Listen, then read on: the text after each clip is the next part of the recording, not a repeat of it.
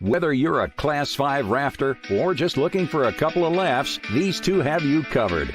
Welcome to Aaron and Zach's Better Than Mediocre Rafting Show.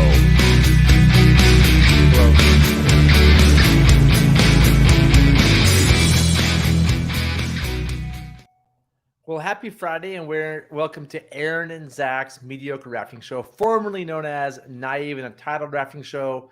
We called ourselves that for a while and realized we were not that naive. Although Aaron's pretty entitled, we decided we're just mediocre. This is the best we can do for a rafting show.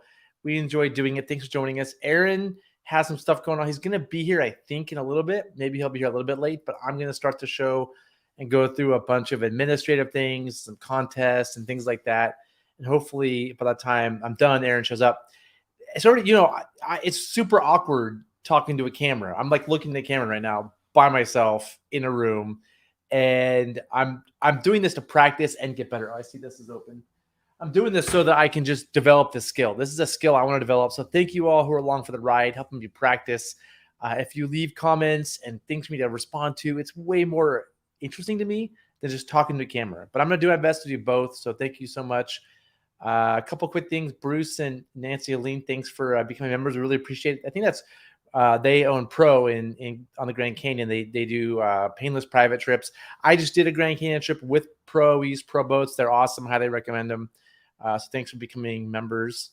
And what's up, Casey from Missoula? Nice. I can't go to the Bitterroot this weekend, but I'm glad you are. That's awesome. Awesome. Thanks for commenting. So it's not quite so awkward that I'm here by myself in a room talking to myself. So a couple things to get started. This is also going to be on, River Talk Podcast. And so if you're hearing this on River Talk Podcast, this is the audio stripped out of a video show. This is intended to be a video show. This isn't intended to be an audio show, but some people have asked that we have the audio on podcast format so they can listen to it when they're driving, running, whatever. So you may be hearing this on River Talk Podcast. If so, thanks for joining. But you probably should pull over and watch this. If you're driving somewhere, pull over and watch it on a video because we're going to do some video review and show some photos and add context that you might enjoy. Next, we have a contest this week for members. We do this for members as a thank you. Those of you that are members pay a couple bucks a month to support us. We use that money for prizes and things. And so if you're a member, you can enter this contest. And today's trivia contest is name the camp in the photo I have up here. And I'll make it bigger for a sec. And I'll leave it up so you can look at it while I talk more. But whoever can name this camp first will win a prize. And the prize you have to choose from this week are this awesome book, Impassable Canyon about the Middle Fork of the Salmon. I have Rivers of Oregon by Tim Palmer. Awesome coffee table book. Rivers of California by Tim Palmer. Another awesome coffee table book. I'm talking way faster because I'm by myself, and it's just a natural reaction. So thanks for bearing with me. You can win a pair of Cobra Orlocks. I do not recommend using these for whitewater, but if you want to, I have a pair of used Cobra Orlocks that can be the prize. And I had one, or this cup. These really cool cups we made with our logo on it and a list of rivers we do. They're super high quality, double insulated.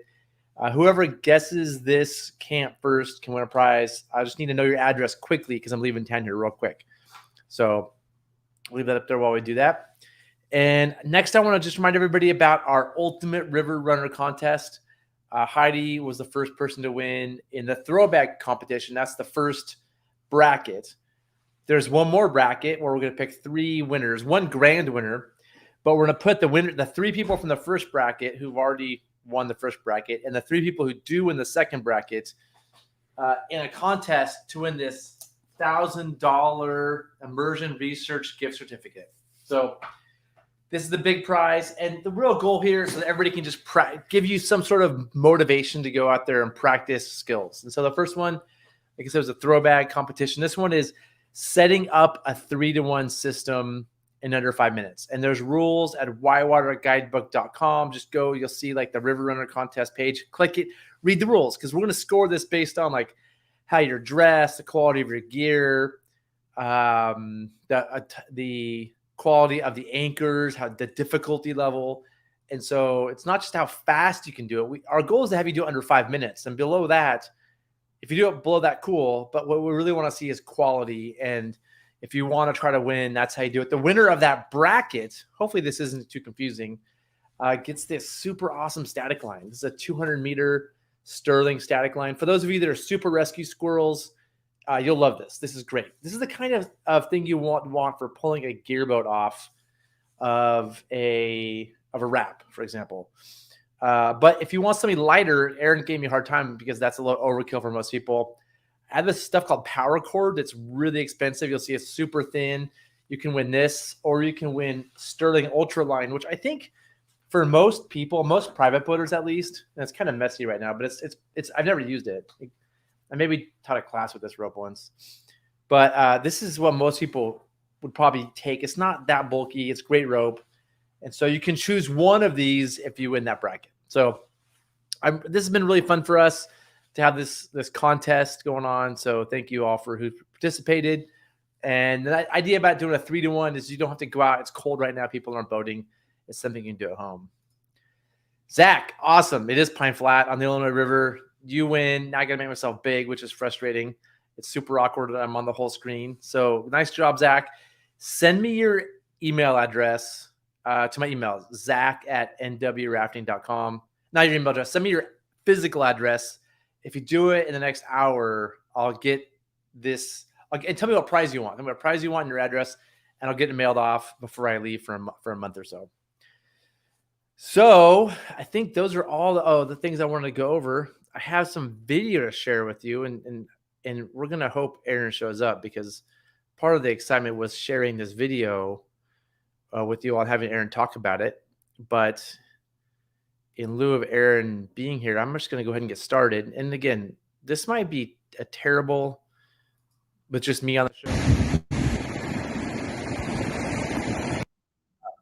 But you're allowing me to practice being a solo host. So thank you for those of you watching, allowing me to practice being a solo host. And this was sent by some viewers. And really the question they asked, or one of them asked, was, is this a good idea? And so you're about to see why this question is asked.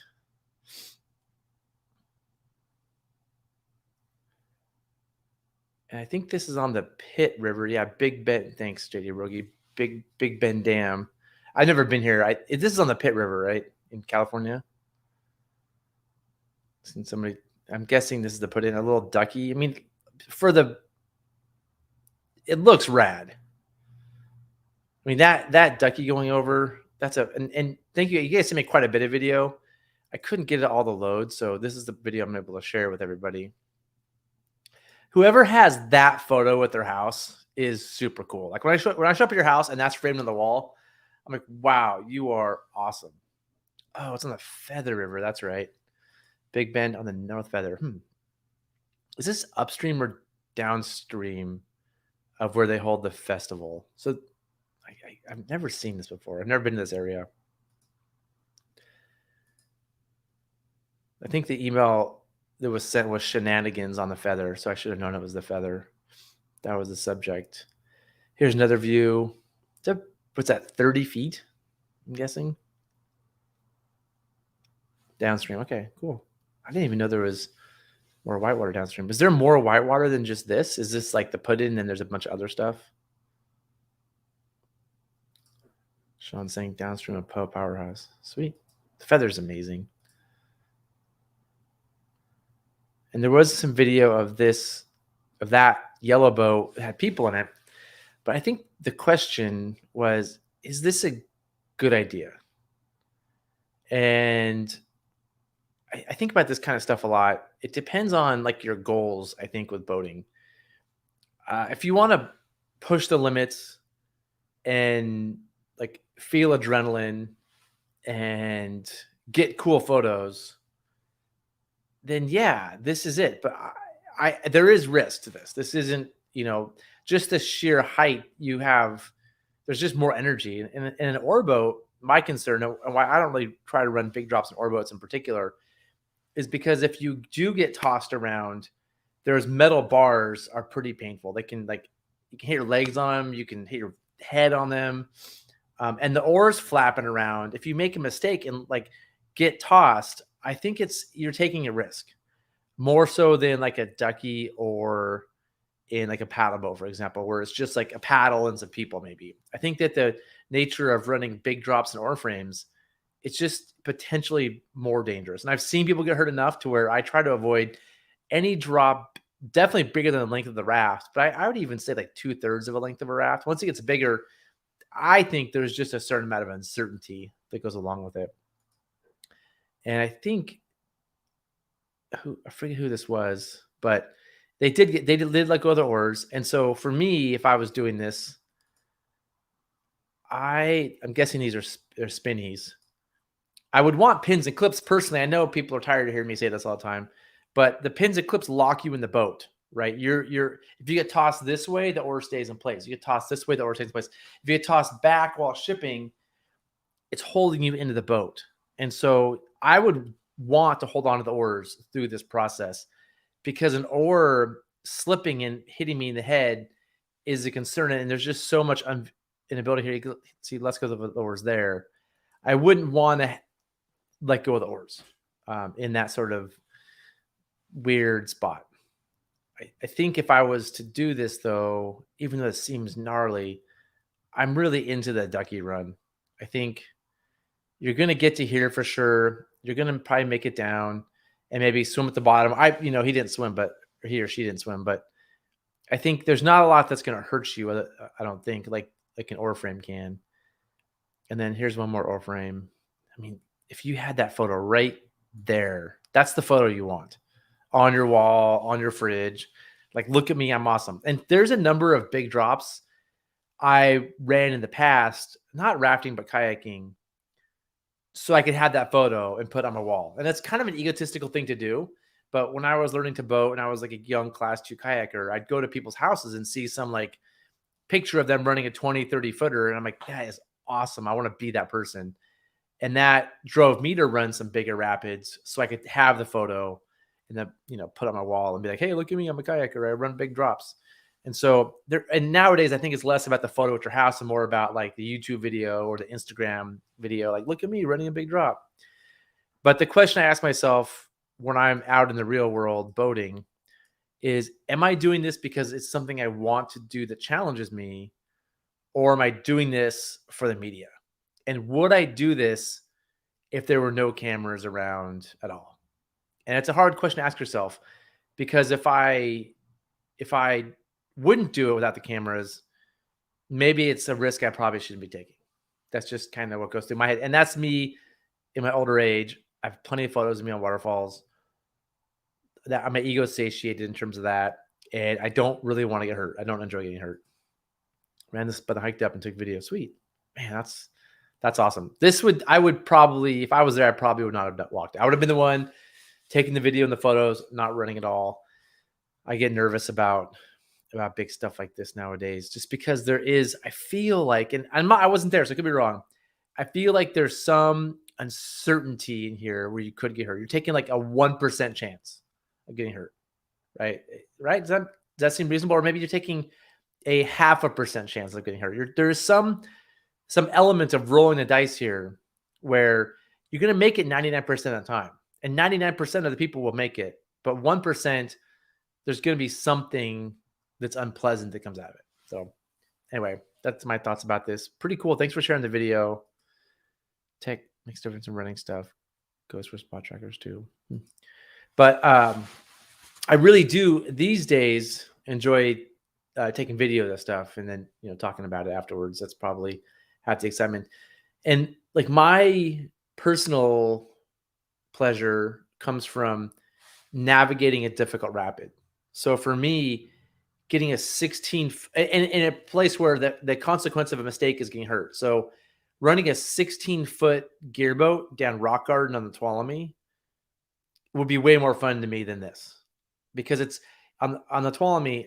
It's just really difficult to get that gearboat down the rock garden at low water. It's just very challenging. It's a test of my skills. And if I make a mistake, I'm probably not going to get hurt. I'm probably just going to get stuck and people are going to laugh at me, which is fine. Absolutely flushes. Pretty safe. Yeah, I think I'm not scared of the hole. I'm just scared by the size of the drop and the oars smacking you, or like you getting face planted or something into the frame. It looks. I don't. I'm not there to see the hole at the bottom. It's probably violent, but I don't see anything that's a keeper there. I'm more worried about getting smacked with something there. And the other element of this is that it is a man-made object, and I think a good rule of thumb is we shouldn't run man-made objects. Man-made objects create perfect holes that are keepers. There's rebar in them. There's hazards that are beyond what we understand. Like there could be a bunch of rebar sticking out of the bottom of this. We don't know. We didn't design the dam. Probably isn't, but there could be something really funky down there that the designers of the dam, they weren't thinking, what if somebody takes a kayak over this someday? They just built the dam. And so who knows what's down there if you swim. And so for those reasons, I'm generally not a fan of running man-made things. I'm sure it's fine. I just, in the back of my head, I'm like, what did they put down there? Is there some sort of trap or something? Who knows? Who knows what it is? I'm just going on and on and on. So anyway, thank you guys for sharing the video. This was super cool. And the rebar loops. Yeah. So there may be rebar down there. I don't know, because this is dewatered. You probably looked at it. You could probably go there when there's not water flowing on the top and like say, hey, I see what's there. But anything man-made, I'm worried about, like jagged concrete, rebar sticking out, perfect holes that are just drowning machines, all that kind of stuff. So back to me, and the discussion I want to have with Aaron when he gets here, if he gets here, is about what it means to be a guide's guide. And so hopefully we're going to get to that. But I have 2 videos I want to share while I wait for Mr. Cavagnolo. And the first is from our friend Bill at Crazy Bill TV. Those of you that know Bill, awesome. He's a really interesting guy. If you don't know Bill, go to YouTube. I guess not now because you'll hang up on this show. Maybe it's worth it. And subscribe to his channel. He posts some super interesting stuff like this. And this is video of him running the part of the Giant Gap section on the North Fork of the American. And for those of you that don't know this run, it's a 2-mile hike in. Bill is a creature crafter. He's an unapologetic creature crafter. He's, it's easy to make fun of him. He is like, nope, I'm a creature crafter and I'm proud of it. But a creature craft, I'm guessing, is like 500 pounds worth of gear. You have a creature craft, which is a boat with a thing on top. It's a very heavy boat. You have a frame, you have oars. It's maybe 500 pounds. He got that down 2 miles of trail to run Giant Gap. And I would have said nobody will ever run Giant Gap in the history of anyone because it's so hard to get all that stuff down to the put-in. And I'm guessing he either had friends that helped him or he made 2 or 3 trips up and down that trail to get this stuff in. But my hat's off to him for getting his creature craft in there. It's a burly trail. And this is an amazing run. This is one of the most beautiful sections of whitewater. It's class 4 with a few class 5s, like real class 5s. And locomotive, this is a legit drop. And the interesting thing here is Bill has this weird 3D camera. I'm not sure how it works. But it somehow can sees things in 3D. Locomotive, historically, it's just a really nasty hole. Aaron and I surfed a raft in here for a while, my first time down. And I've seen a kayaker get beat down here for like 5 minutes before. Normally, you eddy out, if you can tell what's going on the ride up here. In this, you can see there's not a lot of room to eddy out and scout it. God, it's so trippy that you can see in front and behind you. And this video is kind of annoying, but it's actually kind of cool too. It's interesting seeing. What I like about it is you can see his boat spacing behind him, which is really good.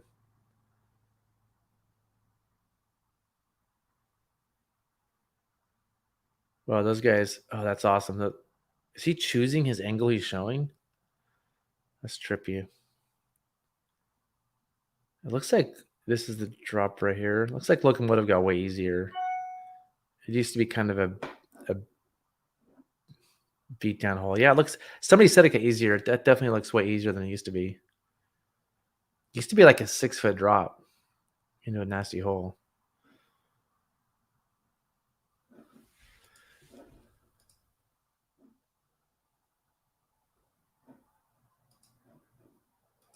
Huh, that's cool. Looks like Trevor from Rafting Magazine.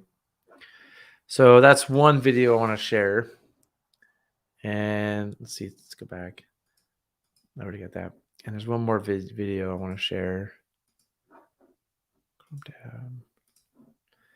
down. This video, and the interesting about YouTube is that once I started looking at videos of carnage, I keep getting more videos of carnage, and then I go down these paths where I start saving things for the show. And this is Greenwall on the Illinois, one of my favorite rapids. I would call this a legitimate Class 5. I'd say it's compared, like I think Cherry Creek in California is a definition of Class 5, and this is like an easy Cherry Creek Class 5. So I'd call this maybe in reality 5- maybe in the big scheme of things, but let's just call it 5 for the sake of being awesome. We're not going to call it 5- all the time. And I'm guessing they might say what the flow is, but I'm guessing this is like 1900, 2000, something like that. There is a line there's a lot of lines here actually right now on this run. There's also a line to the left, and this is a small boat. So if I had a small boat, I would take the line. I'd keep going left there, river left, not our left. And that's a bummer right there. We had on a trip I was on this year, we had a boat do that and perch for a while and had to get him off. So, oh, Aaron's here. What's up, Aaron? Yeah, I was just about to text you. Oh, hold on. Yep.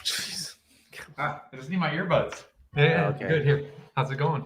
It's good. I'm almost done with the show.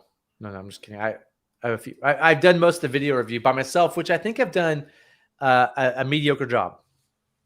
Well, that's our goal, right? Mediocre video reviews. So I'm on Greenwall. I just showed some video of a creature craft on Giant Gap. Now, which dang, I'll have to go back and take a look at that. Yeah. They hiked a creature craft into Giant Gap. That sounds like a pain in the ass. Crazy Bill did. That was my big point. Crazy Bill. And now I'm watching this video I found of Greenwall. Mm-hmm. We had a cataract get stuck here. A safety cat get stuck here on a trip this year. Okay. Any thoughts? Oh, it looks good. Is that the line you take at this level? Drive up onto the rock with my nose and spin. You don't drive up on the rock, but that channel. Do you take that channel? Sure. Yeah. I'd do the left one too in that boat. I would do either of those channels in that boat. That's what I would do. Like in a small boat, I do the left line. But we were doing that middle line. This is like 1900. I think I'm somewhere in the 1800 to 2200 range. Is the hole that big? Just if you lookers left of them, could you the right line? Yeah, you don't really want to go there. I mean, it's just scary looking. We had a boat actually this year go right over the top of this, a gear boat, and did fine. But when you're a big heavy gear boat, you tend to plow through stuff. I'm gonna tell you the one thing I really noticed about this when I watched it was his oar towers. I don't know if you can tell here, but his oar towers are really big. It's like they are, yeah. These are those NRS, whatever they are, 12 inches or 10. I think they're 10. They should be outlawed.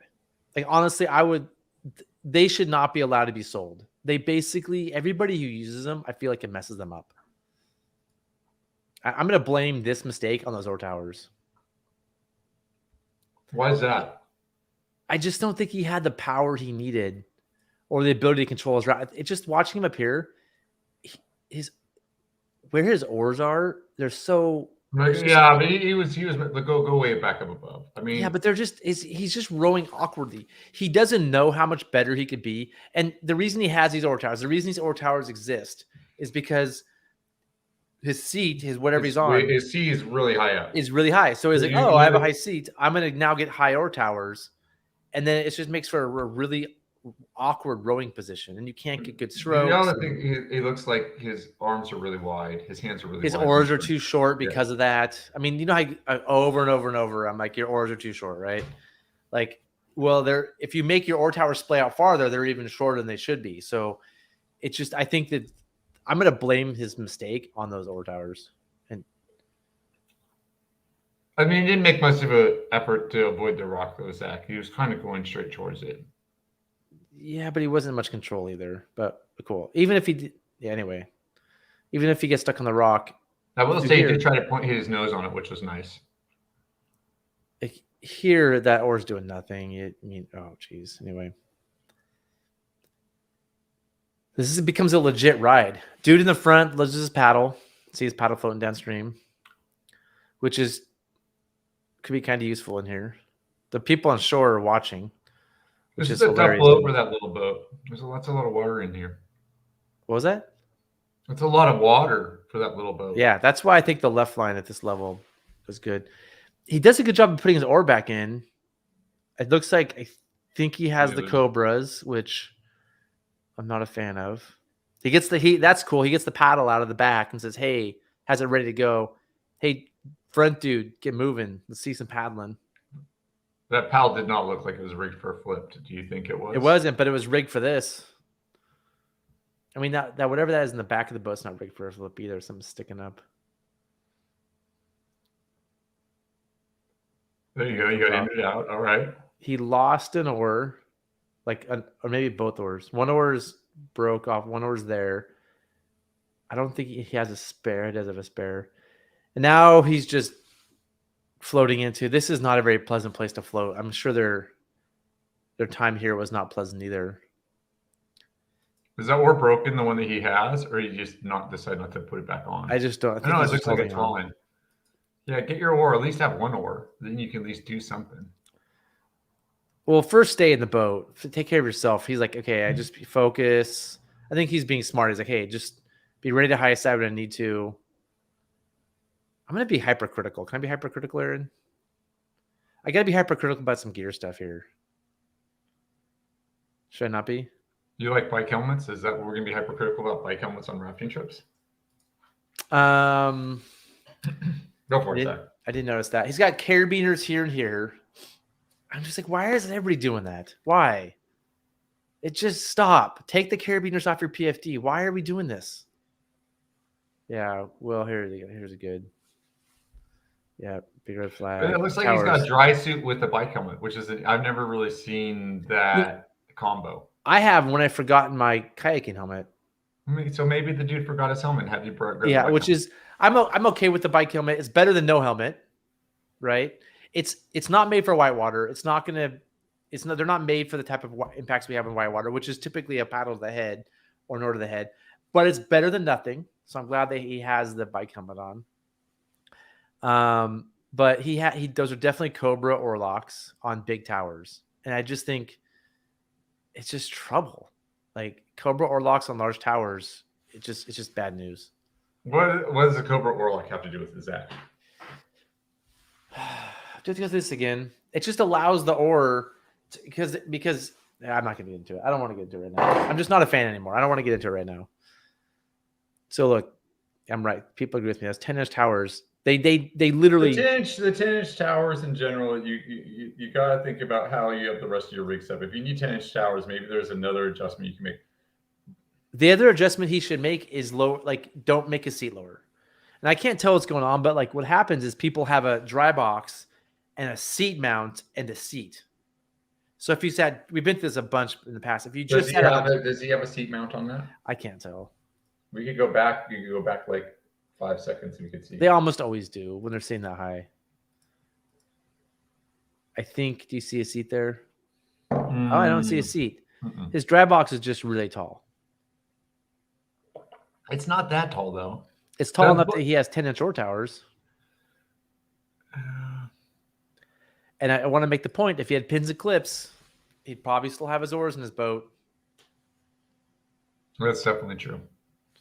Like, I hate to belabor that point over and over and over. All those people, all those spinny people, they're like, pins and clips are dumb. Well, they're not dumb here. And also, like, when you get surfed like this, and you have to pull yourself out with the oars. You just want to grab oars and pull. You don't want to have to like grab them and do all the things. You're not going to be feathering for your life here. You just want to grab an oar and yard to get out. So there was a whole discussion about on Mountain Buzz about pins and clips the other day that got me fired up, or before I left for the canyon, but it wasn't the other day. Yeah, I was like, guys, come on. Actually, some guy commented what I got engaged with it because he commented, he brought my name up in the thing, and he said, I pretend to like pins and clips so I control our viewers and get more listeners.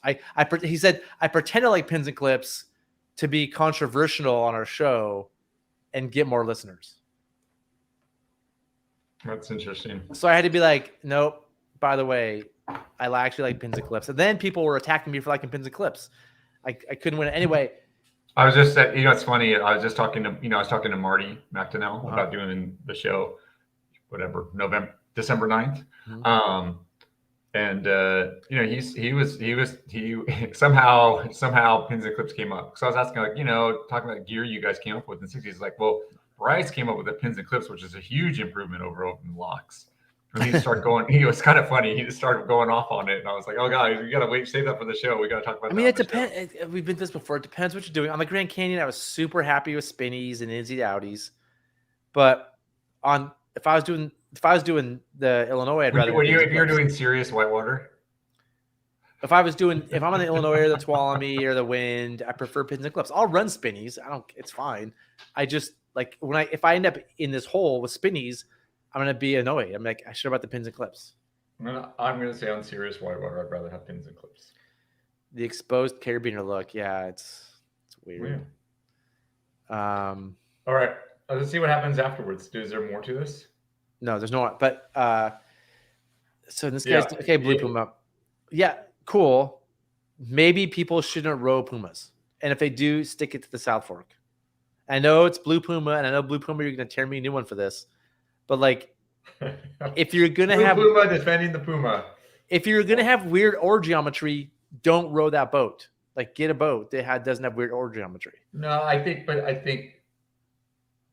you could. I've rowed a lot of smaller boats, and the oar geometry is okay. That are narrower boats. Like Adam Crum had a little boat that he used to row. You just have to have the setup right. Right. Yeah. You can't buy just like stock stuff from NRS, and actually, like, I don't know, a lot of the gear, all the people who manufacture frames and sell frames, they don't get it. Like, they're throwing seats on top of dry boxes and just like, oh, just get big. Like, they don't get it. I'm sorry, that's just annoying. I don't think those guys are downstream safety, really. I think they're just scouting and watching. Yeah, that's not downstream safety. That's scouting. There is a spot way downstream that has good safety. And Johnny, that's not. Yeah. Hopefully, there's somebody down there more than just a dude with a throw bag as the safety. Hopefully, I would never take. Yeah, done. Yep. I mean, I think these guys would do if they had like a proper boat for this river. They'd do fine. Or a little different setup. Yeah. Or the Puma, take the far left line. I'm gonna say Blue Puma has a good point. It was never designed to row. It's a uniquely designed boat, and you can't just go after the same as you would. It wasn't designed to row. 14-foot boat. Yeah. And see how the frame is on the outside. It's kind of on the outside of the tube. Are those flip lines too? This is just all time for me. It's all the things I don't like. Cobra oar locks, flip lines on all sides, 10-inch oar towers. Yeah, this is. Turn my email off so it quits buzzing. I like that his perimeter line is tight, but the carabiners all over the PFDs. Mm-hmm. Yeah, and then they're just stuck there. I mean, this is for those of you that know the Illinois, where they are right now is a massive bummer. Like, this is where they exist now is worse than being surfed in the hole, in my opinion, because getting out of this position is super unpleasant. Those dudes upstream have to now have this is probably a 20-minute project. No, that was pretty late. Shouldn't be too bad. It's pretty light, is what you're. Yeah, but getting to it is no picnic. And the guy has a yeah, I'm not gonna get into it. I hear, yeah. So, I've heard about him. Probably makes great frames. I'm sure there's great people who make great frames, but there's a lot of bad stuff. Aaron, you missed Sean's Norfolk feather footage. Yeah, how was it? We can go back and watch it. Like, it's short. We can watch it. I couldn't figure out how to download all of it from the emails because the way it was sent. So I got some of it. Oh, but we can watch more there. You want to finish? Which section? Are you done with this video? There's nothing else after this. They just stuck there and we're just watching them. Stuck. Yeah, we don't get video of that. Go back. Sean also says Dominator and Dominatrix. So the video is the creature crafted locomotive. Locomotive is now like a 2-foot drop, Aaron. What? Yeah, I think it changed because they just plopped over a 2-foot drop. Well, it's going to be a 2-foot drop if you're going there in a day when you're taking whatchamacallits, when you're taking those huge boats. No, it was like a 1200 CFS. I think it changed. I heard that from somebody else. So now Dominator and Dominatrix are harder. Locomotive used to be by far the hardest rapid. It's depending on the flows. Let's slow down there. Locomotive at every flow is really hard. No. Name a flow where it used to be easy. If it's low enough that you could run it. So I went there. I kayaked it once at 600 or 700 and watched a kayaker get beat down for like 5 minutes. We ran in a raft. It was no big deal. It wasn't a big deal. Well, you're Aaron Cavignolo. No, it was just one of those. It was with Kevin. I mean, we've run it in a raft a bunch, and it's generally not a big deal, but it can be really, really bad. When it gets high, it gets scary. Yeah. And then but even at 600-800, I'm not a picnic. We already talked about that one. Okay, so hey, we'll watch Sean's video again really quick. This is some dam on the North Fork of the Feather. And the question, what I talked about, what I kind of blathered on a while I was trying to waste time before he got here was, I was trying to answer my version of the question is this a good idea? It looked like it was a great idea. That looked outstandingly fun.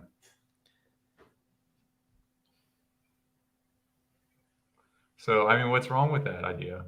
Is that an inflatable kayak? Yeah. Wow, that looks really fun. I just want to put a hole in my boat. Hopefully there's nothing sharp in it. That's what I mentioned, is there might be rebar. Oh, the square top oars. Look at that. Ooh. And there's a different boat from a different angle. There were more videos, and Sean, I had a hard time with the email.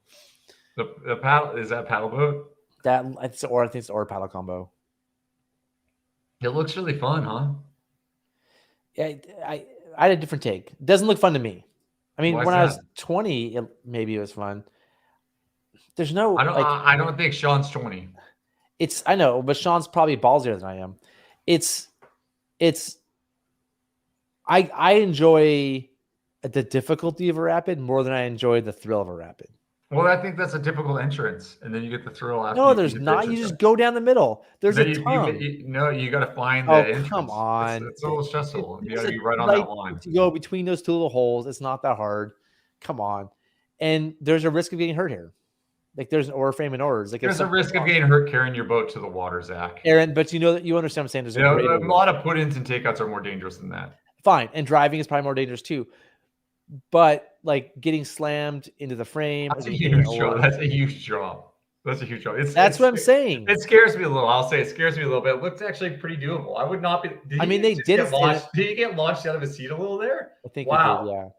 Did, yeah. That takes some. Yeah, that takes a little. Yeah, you gotta. Yeah. They did it successfully. So I mean, awesome. I'm sure it was fun. That is insane. He says that is incredible. When I thought it was 30 feet by what he said, but he said 40 feet. It looks huge. The guy says 40 massive feet. Drop. Yeah, it looks fantastic, Sean. My point is, I'm not going to do this sort of thing. You're not going to run it. You're going to portage your boat. Yes, I said it when I talked about it earlier. I'm going to be the one taking photos. Absolutely, Aaron. You're gonna hurt yourself portaging the boat. It's so much more. I don't think that would be go back there. Show me where you're gonna portage it. Well, maybe show me how you're gonna go. Let's go back to the footage and tell me where you're gonna. I think you can put them below it. I don't know where I'm gonna portage it. That is a risk reward I would look at. I think you're gonna end up running it. You would end up running Aaron, this is. I think you have a choice. This is above the put in. So you can put him below it or put him above it. You're man. not running the 2 miles of You're- lake above it. Wait, what? That is. I would definitely R2 that. I think it'd be really fun to R2. I will say I'd be a little nervous with all the metal around me and everything like that. But That's the way they make the way they make it looks like it goes pretty well. Yeah, I would R2 it for sure. I'd say whoever did that first, that takes a little bit of, but yeah, it looks good. If I was there, would you do it in a hard shell kayak? Yeah. Would you rather hard shell kayak it, or would you? I'd rather R2 it because I'm surrounded by the like rubber, and if there's any rebar down there, like if I knew the bottom was like no rebar, I'd rather hard shell it. Would you get down, or would you stay up on the side? Because you got down the bottom boat, you could take a rebar right up the butt. That could be unpleasant. I'd get down. You'd get down and hope. I don't think rebar is going to go through 2 layers of wing boat. It might go through 2 layers of some other boat, but I don't think it's going to go through 2 layers. Do you see what rebar is a concern if I swim here or go upside down in a kayak. It's not a concern to me in a raft, especially. Sean says you can't put him below. I'm not going to go first. So you're not going to go. You're not going to run it because Sean just said you can't put him below. Oh, really? There you go. So you're just not going to do the run because you don't want to do that really fun slide that looks amazing. So wait, Sean, you have to do this run. You have to do the waterfall. There's no way to portage it. Just so I know what I'm making. Because man, then it's like, hey, I really want to do this run. I need to run this drop. Where are the people in front of his boat? Do they walk around? I think you can walk around. I think Blue Puma has a great question there. Hold on. I'll get to that. I will kayak it, but I know I can portage my kayak. So then I'm done. I don't have to worry about it. Dude, it looks terrifying, but it looks like it goes. It goes. There's a ducky did it. We know it goes. I mean, if this ducky can crush it. Ooh, he got a little lift off there. That was kind of crazy, the lift. Yeah. But I mean, honestly, if this ducky with this ducky line, it makes me almost think you could inner tube it. Right? Like that part would suck in an inner tube, the jump. Yeah. The run out smooth. We had 3 our boats spud and hard shell. It's cool. Did anyone have problems, Sean? What's safe for this or rainy? Oh, probably. Oh man. I don't run rainy either. I would run this way before I'd run rainy in a heartbeat. Good point. There's a hole in rainy. People are running rainy way more than they used to. Yeah, it's violent. I crushed my foot between a box and the floor once at rainy. Oh. And couldn't walk the rest of a trip on a private trip. So I have a healthy respect for rainy. So probably I don't run rainy either though. So it's the same thing. But it's still cramping. Yeah. Yeah. Would you pack raft it, Aaron? That's an interesting one because it's an easier carry with the pack raft. I would not be the first person to pack raft it. I would watch a bunch of people. I'm the same way. I don't think I'm like, let's see if somebody else gets hurt, and then I'll give it a try.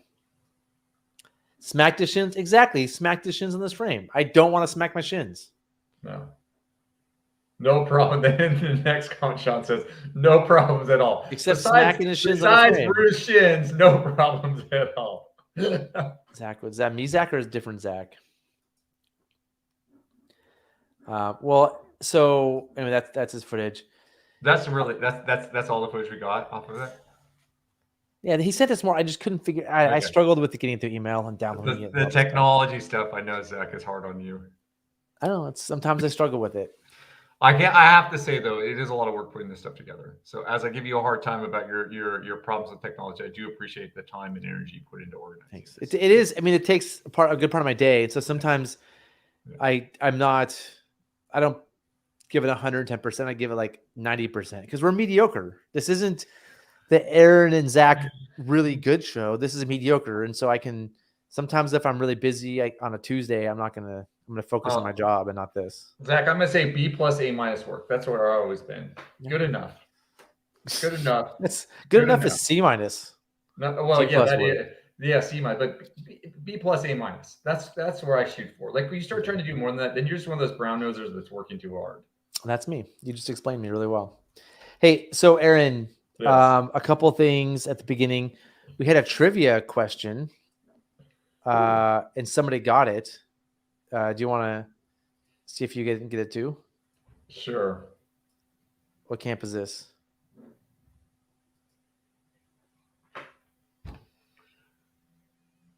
Oh yeah. I know exactly where it is. It's River Left. It's obviously River Left. No. It's the It's River River Left Left. camp. There's trees there. It's a river.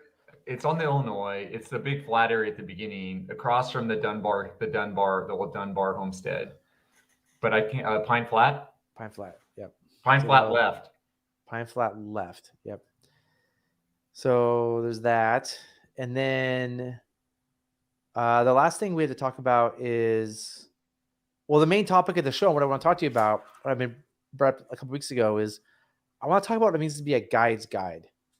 Have you heard that term? Like, hey, so and so is a guide's guide. Sure. Yeah, I've heard it. I'm not. I don't think it gets used that often, does it? It doesn't, but I hear it like once a year. Do you hear what kind of guide do you hear it from? Like a bro-y guide? Yeah. Like so and so is a guide's guide. What do you think that means to be a guide's guide? What would it mean to me to give that as a compliment, or what does it mean to the people who are usually saying it? If I said like so and so is a guide's guide, what do you think that means to be a guide's guide? Or if So it depends who says it. It depends who says it. Okay, if I say so and so is a guide's guide, what do you think it means then? Coming from you, I think it means it's a guide that other guides look up to and want to be like, and really appreciate working with. Okay. It's a guide that other guides look up to and appreciate working with. Yeah. Okay. If a bro-y person says it, what does it mean to be a guide's guide? It's a bro-y guide that they look up to and they like to work with. So a guide's guide is somebody you want to work with. Oh, totally. Okay. Yeah, I think it's a good person to work with. Someone who's a good person to work with. What's the opposite of being a guide's guide? I don't know. Do you have a term for that? I have to think. That's what I'm asking. If you're not a guide's guide, what are you? Well, I mean, I think there's people that are like okay guides to work with, and you're like, yeah, that's fine. And there's people like, man, I really like that guides really like to work with, and they think this person's great to work with. And so, and what makes somebody great to work with? That they're fun, that they're hardworking. Like, what does it make like? Brody, I would call Brody a guide's guide from what I've seen of Brody, who works for you. I mean, and there's other guys that work for you that I feel that way about. But I think Brody's kind of the classic one. Brody's one who wants to get along. He wants to work well with everyone else. He cares about doing a good job. He cares about the guests. He cares about all of it. You know, he cares about everyone's experience. Mm-hmm. Is a guides care about everybody's experience? In my mind, yes. The good one does, yeah. So is there a good guide's guide and a bad? Well, Zach, that's what I said. Zach, the definition of if you said it, what it would mean versus the bro guide. The bro guide says it could mean something else too. That's where it's tricky. Because it comes from different people. I mean, different things. Oh, totally. Like when somebody calls somebody a guide's guide, I don't think there's an exact meaning of what that exactly means, because it's just right. Or I mean, no. I mean, it's not a dictionary. But if we say that's a hard river, there's not one definition. Okay. So you know what I mean? Like what I think is a hard river and what you think is a hard river, or what you think is a hard rapid, just like that last rapid. You're like, that's a dumb rapid. I'm like, that's a cool rapid. I mean, so yeah. So those of you watching, if you could, I would love to hear if you guys could type a comment what you think a guide's guide is. Like I'm super curious. I'd like to almost take a poll. I can't create a poll. I should have created a poll, or just like a quick thing. What does it mean to be a guide's guide? And I think this isn't just a professional guiding thing. I think it generally is a professional guiding, like it's a commercial guiding thing, I think generally term, but it could be in privates. Like, is somebody like on a private trip a guide's guide or not a guide's guide? If anybody has any thoughts, I'd love to hear them, because I've been thinking about this a lot lately, and I have some thoughts I want to share with you. I've heard this term a lot of times over the years, I hear it like once or twice a year about so and so. And when people refer to whoever's a guide's guide, I'm like, yeah, they're okay. Like, yeah, they're a decent guide. Like a guide you can count on no matter the situation. See, I think we're talking about what we would define it. I think what you're talking about, and I've kind of been avoiding this purposely initially, is there's those guides that the bro guides think are cool, who are kind of like lazy guides. And just it's all about them. It's about their own experience. The guests are dorks and whatever, and they're there because they're there so I can hang out on the river, and they're here for me, and yeah, I think that's a bro thing and it's silly. I finally had some clarity, I think, on what it means to be a guide's guide as I've like meditated upon this over the past year. And this, Aaron, maybe not everybody does. I spend a lot of time like meditating, and meditating means like I'm not sitting in the lotus position, like going, but I'm like, I go on a hike and think about it for half an hour, and then a day later go on a bike ride and think about it for a bit. So I have some thoughts. I had a guide. I'm not sure what he's saying. Someone who can adapt until we get people that they want, the way they want to be guided. I think we're all talking about what we think of as a great guide versus, but Zach's also referring to this group of people. It's like, oh, he's a guide's guide. And you're looking at him, you're like, yeah, that dude's like, there's a subset of guides that Zach, you would never hire. If I had a company, I wouldn't hire them. That people say, oh, he's a guide's guide. And you're like, oh, I would never hire that dude. It's not a subset. I think being a guide's guide is a subset. I think there's so as I've thought about this, let me get back, and there's some great comments here. I think a guide's guide, a quick definition, is somebody who guides for their experience. They're there because they're there like based on how much fun they're going to have and hang out with their friends and have their experience. This is the Zach Collier definition. This is my definition after meditating on it. This is the definition. This is what you interpret. If I say, oh, hey, that person is a guide's guide, in Zach's mind is, oh, this is one of those people. Aaron it is now talking about one of those people. Yeah, a year ago, if you called somebody a guide's guide, I'd be like, I don't know what that means. But after thinking about it, it's like, I think it's the people who are like guide. I think you said earlier, it's a person guides want to work with, not because these people make it a better trip, but because they're fun to work with. They're going to drink in the evenings and stay up late and party. They're going to like care about the guide experience. They're going to stop at like the guide mailboxes. But also they do. I think a guide's guide though, when the shit hits the fan, they're good. So I think they got that too.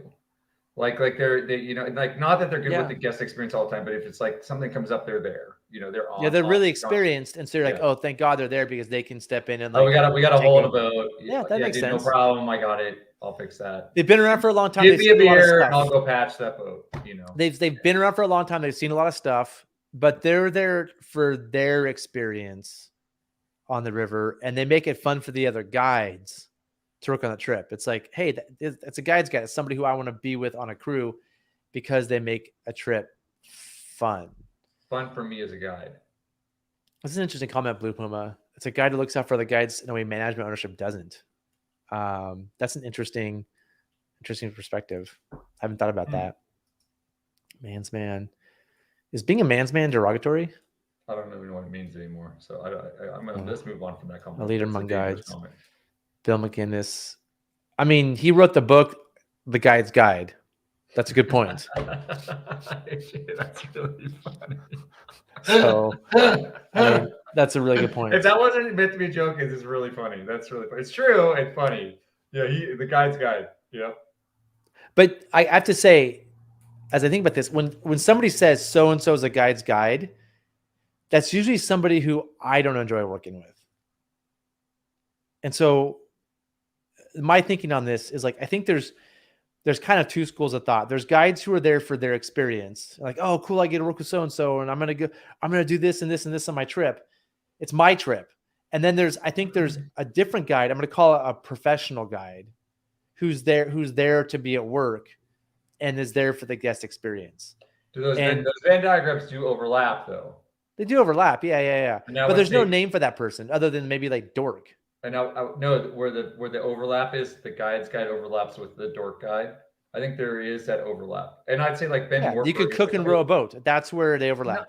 They can yeah, both cook and they can both row a boat. no. Like I'm saying, there's a subset of people you could call a guide that people would call a guide's guide would also be a great guide you'd want to work with. And I'd say Ben Warburg is a classic. Everyone liked working with Ben. Ben was a fantastic guide. He did a really good job with everything. He cared about people, but he was also hilarious and really fun to work with, and just made the trips go Yeah, hold real on. nice. I think you can be. I think your Venn diagram's wrong. Ben,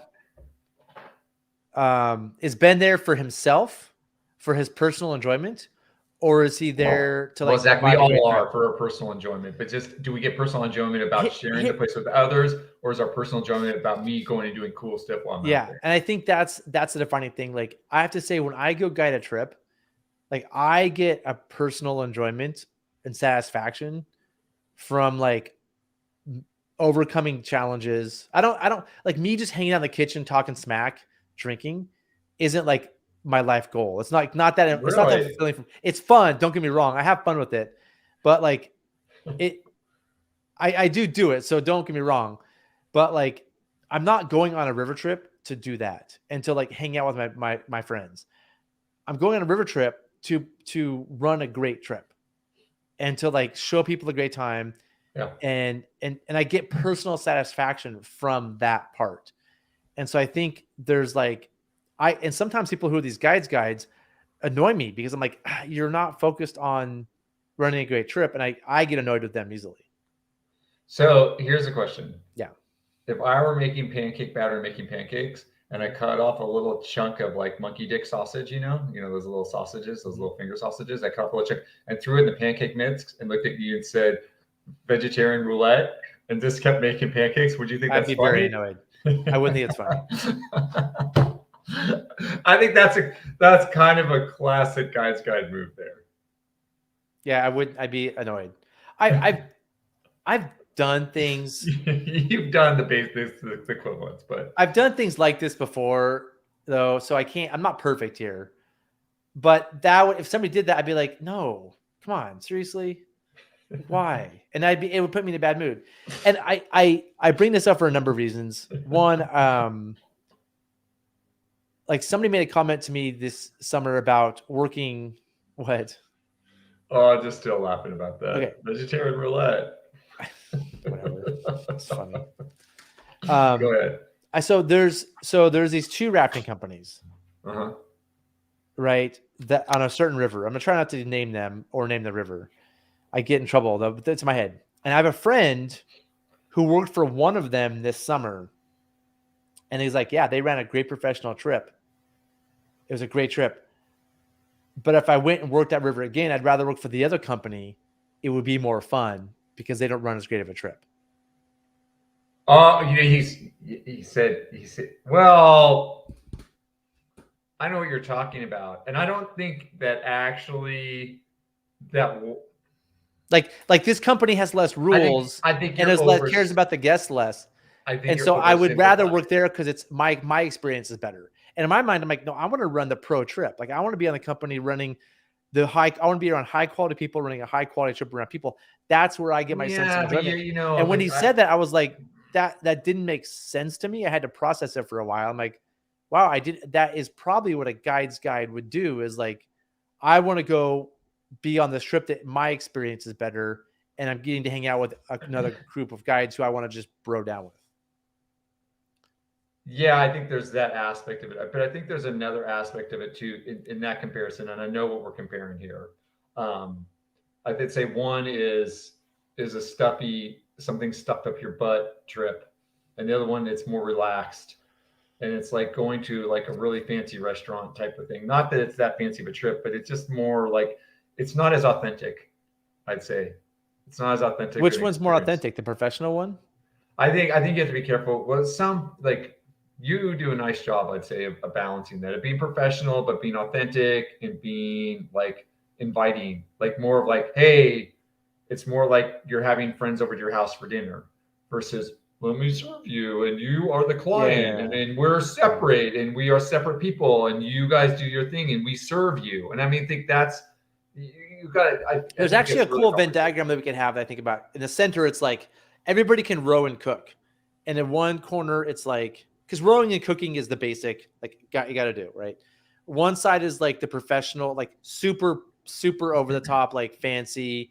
You're like almost like this, you're like servants and a waiter for the people. Yep. One of them is like, it's like, we're just going to row you down the river and make you food and like set up some stuff for you. And one is where we're like engaged with the guests and sharing the guests a good time. Like hanging out with the guests. I think there's actually three different styles in there. I think the guide's guide fits with the one where it's like, we're trying to row you down the river and cook and like set up some stuff. And the guides are going to hang out, party, and do things. I think the other one though, the other top corner is another one you get a lot of guides too though, where it's service oriented. I know which company you're thinking of, so I'm trying to stop. But I got to tell you. No. I'm not thinking about that company now. Now that we're having this conversation. Okay. Well, I'm saying that like it's like that movie Waiting, where they're waiting the tables and they're really nice up front and then they go back in the back and they're just like screwing around and doing that stuff. Like I think there's guides who like will put up a front to the guests and like do all the fancy stuff, but they'll just go all hide in the kitchen and be like, this is work. I think there's like, I hear what you're saying. Dropping boogers in their food and not telling them properly. Do people do that? No, I don't know. I'm just talking. They're putting sausage in the pancakes though. Not on that trip. Not on the fancy trip. No way, because that's not going to go over well. Anyway, so my friend who worked Zach, I think people finish my talk. This is anecdotal, but my friend who mentioned the two companies, the one he worked for that was professional, and the other one where he'd rather work for because it's like more loose and he gets to have more fun. Then I saw these two companies on a trip and I engaged with them. And the one that was more professional, all the guys but one was doing a hike with the guests and they were talking to them, sharing with them, whatever. The other company that my friend wants to work for, only one of the guys was on the hike with the guests, wasn't engaged with the guests at all. And all the other guys just hanging out on the boat, chilling, goofing off. And so to me, it's like, there's one where you just row people to a hike and like one of the guides takes them for a hike. Well, and everybody gets downtime to read a book or whatever. And there's the other one where the guides get there and the guides take them on a hike and share that experience with them, get to know them, and share the place. Well, I think there's two in there though. There's the Uber, there's the fine restaurant dining experience where it's all very formal and like we're the guides, you're the people. And then there's the other one where I think it's like, hey, let's go explore this thing together. And let's go work together and check it out. So I think there's three there too. Yeah. There's still the three different ways. I'm going to have to work on the Venn diagram so I can have an image for you next time we talk. But I'm going to say this. Some people want that professional, that type of experience. Some people want that other one. And some people want the third where the guy just leave me alone. I don't Do people really want that? Yeah, I think there's a good people that are just like, cool. Like, hey, I came to hang out here with my friends. And this is great. I can see that. It's just like, and then we just get to chill and do our thing. It's not gonna be all like, hey, we need to all hang out and socialize together. Let's have a chair circle where everyone hangs out together in the evening. It's like, the chair circle thing is kind of awkward a lot of times. Let's be honest. No, it's not. Yeah, it is. The conversation, everyone's like talked for a couple seconds, and it's just like weird. I totally disagree. I mean, and also that's because you're dominating the conversation, and everyone's listening. I'm not dominating the conversation, but I think with one thing with the chair circle is we put the chairs in a circle, and then people make their own circles and move off and things too. You don't force a chair circle, except for like maybe even when you set up the chairs all in a circle, you do create a chair circle. You create a chair circle, but it's not like the chairs can't move and people move into separate groups if they want to. But for me, in my opinion, a great trip is where like people get to know each other on the trip. It's not just like my family's hanging out, this family's hanging out, these people are hanging out. It's like, hey, let's try to engage with each other and get to know other people. And that's the type of trip you would want to go on. Other people don't want that trip. And that's a good point. I think, and my friend Pete, who owns a company, he tells me, he's like, it's really good. There's a lot of different styles of companies because there's different styles of people, and we have to match with the kind of people. So I'm not saying one way is better than the other. I'm just like, this goes back to the term guides guide. I'm just saying it goes back to the term being a guides guide and what it means.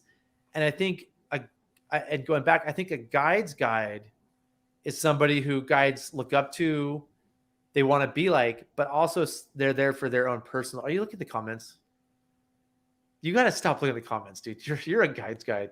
So I'm here for our see, this is the difference here. I'm here for our viewers' experience. Oh, I'm you here are? to like, yes, you're here for your experience. You're just reading the comments, doing your own thing, showing up late, eating sandwiches.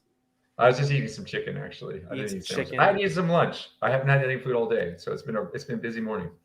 Okay, And, no, I know you've been busy.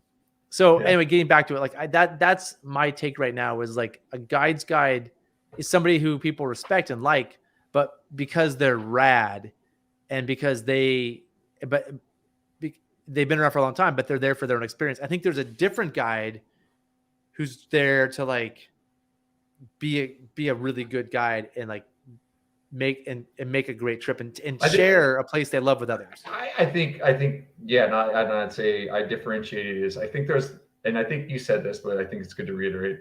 There's those guys who are there for themselves because they like being on the river, and then those guys that like being on the river and like sharing that experience with others. And I think the guys who I see in general who stick around for a long time, most of them are the ones who enjoy sharing with others. The other people, they move on after a little bit, they burn out, and you see them burn out. And some burn out and keep working, but usually the burnouts, hopefully companies fire them when they burn out and get rid of them because it sucks working with them, and it's not, like you can go do something else at that point. So yeah, we got a lot of comments. Let's get the comments so you can pay attention. The vagueness and lack of context of why it's silly. Yeah, no, but Casey, the whole point of why I'm having this discussion is exactly because it's vague and has lack of context. I'm trying to give it context. I'm trying to have a discussion so I can understand it better, or at least. And Zach's you're trying to say is when you tell someone they're a guide's guide or that person's a guide's guide, Zach's saying, "Oh, that's a crappy guide." Basically, you might as well just say, "Oh, that's a crappy guide." I'm not saying it's a crappy guide. Zach's hearing. I'm not saying it's a crappy guide. It's just not a guide I respect. They can probably get a boat hire. Or I would hire. They can probably get a boat down the river, and they probably make good fajitas, but they're also hungover half the days. And when you go for a hike, they're like, "Oh, I'm going to stay back and hang out on the boat," or like in camp, they're going to hang out in the kitchen and guide clump, and just all like not they're going to stay up until like 2 a.m. drinking sometimes. Like, and they're going to get back to the house and party too much. I don't know. It's not all partying. It's about caring for. I feel like Zach, you're describing your youthful days of guiding here. Yes and no. I think I was always somebody who was pretty focused. I had definitely went through a 2 or 3 year party phase. There was not something I'm proud of, but I think most of my time as a young guide, I was pretty focused on running great trips. Hopefully I am still. Yeah, right. I just got to zip my lip now at this point. I can't bring up some. Oh, you mean when? Oh, I did some dumb things. Yeah. Don't get me wrong. I definitely did some dumb things you should be quiet about. But rarely did they affect the quality of the trip. I'd say sometimes they improve the quality of the trip. Would you not?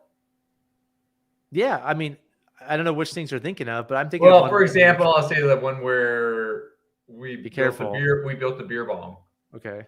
Remember we built the beer bong at one time out of the hose from the pump, and I think that made that trip better. Actually, I think those people had a lot of fun with that, and that added to the festivity of that trip. I mean, it was a young person trip. It was like a bunch of people in the 20s, and it was a lot of fun. Yeah. No, I mean, I think there's things you could, but again, that wasn't the guides doing a beer bong on the boats. That was guides reading the guests and engaging with the customers and saying, "Oh, you guys want to party? Let's make a beer bong." Like, I think that's right. Sort of, yes. We'll leave it there. Of. We'll leave it there. Okay. I think Zach was trying to impress some guests.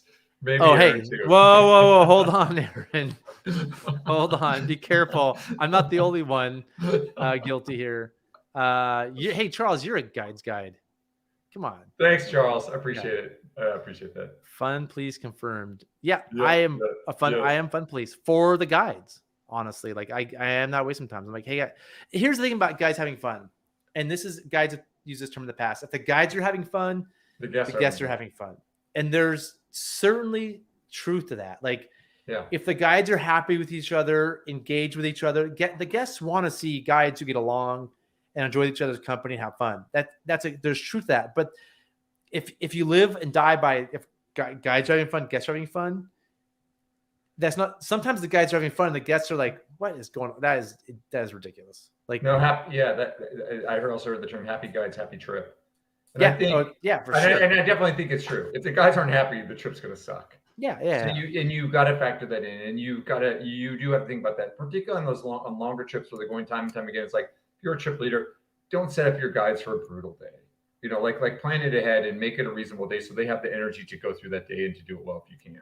Although, hold on, let's come back to this long day thing in a sec, because I have a new thought about this.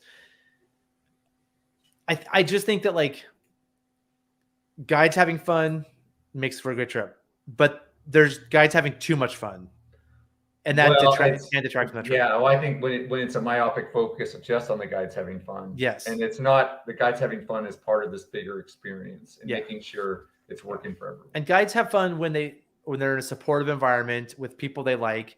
Like if there's somebody who's toxic, that ruins that. So like as a manager, you have to remove somebody toxic. Having guides have fun means they're surrounded by good people and they're supported. I had this new theory about river trips though, Aaron, before we get to the rest of the comments, where to be like a really good river trip, you need to have one or more like long epic days. Or something has to go wrong. I think there's something to be said for that. I mean, it's the hero's journey type of thing. You have to overcome something. I had 2 trips this year where there was kind of like, one was a plane flight issue that caused more problems on the trip, and another one, like we just had some epic days based on some stuff that happened. Got to camp late, and in the moment when these things were happening, I'm like, oh man, these people are gonna be upset. They're gonna be bummed. Like I'm anxious inside. Like, oh, I mean, I'm portraying, hey, everything's fine, positivity. But in my mind, I'm like, God, I hope these people have fun. This is their vacation. I care about them having a good time. And those are my best trips of the year. The feedback from those trips, people loved it. And I think at the moment, at 4:35, when we pull into camp and we're eating dinner in the dark, people are a little bit like tired and frustrated and down.